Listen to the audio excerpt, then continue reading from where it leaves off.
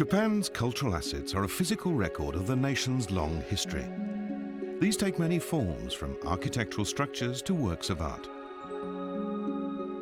Major items like national treasures and important cultural properties have been carefully preserved, sometimes even locked away out of view. But because of this, they have often not been scientifically analyzed or had basic data recorded. Over the course of centuries, it's impossible to avoid some damage and deterioration occurring.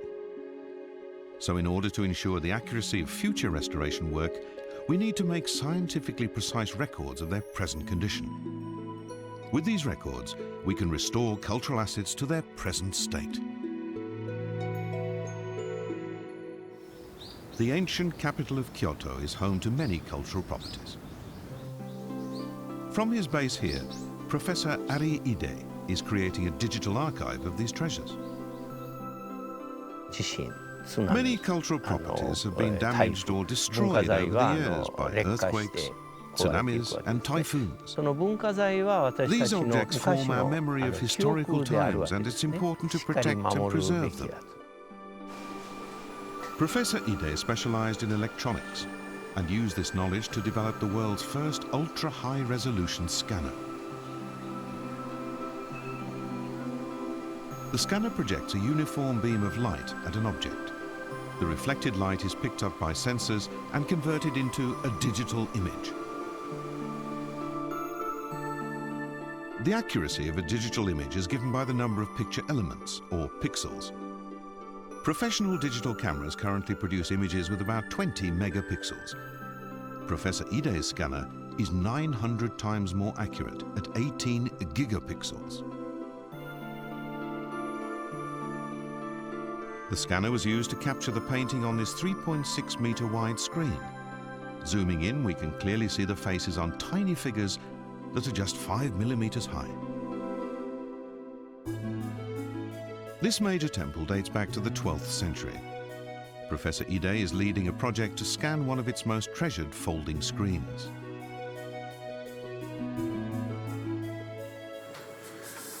Scanners like this could weigh over 500 kilograms and were very difficult to transport.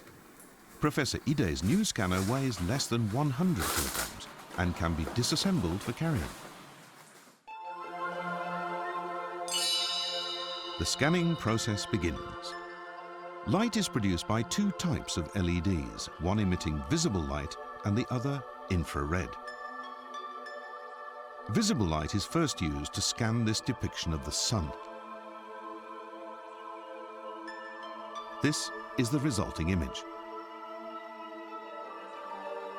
It's a precise record of the condition of the thin gold leaf.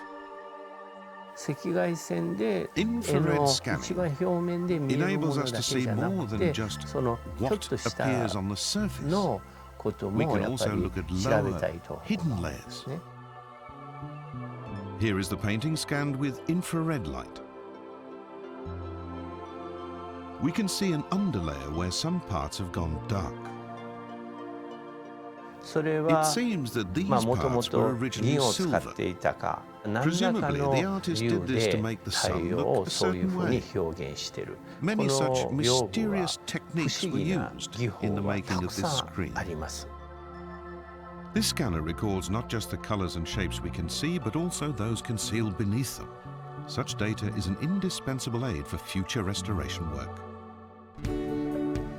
Professor Ide realized his technology had applications beyond creating a digital archive.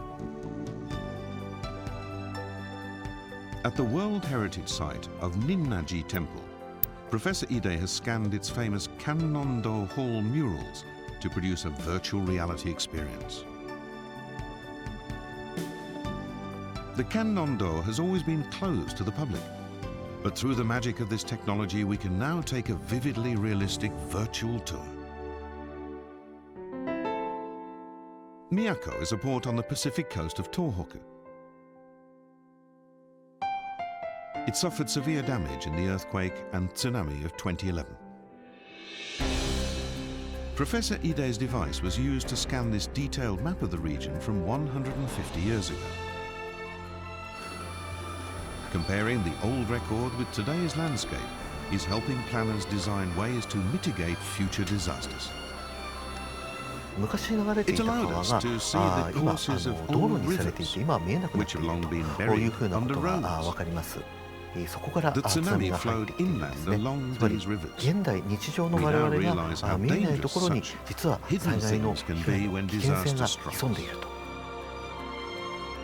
An ultra-high resolution scanner revealing the vital meanings hidden in historical artifacts.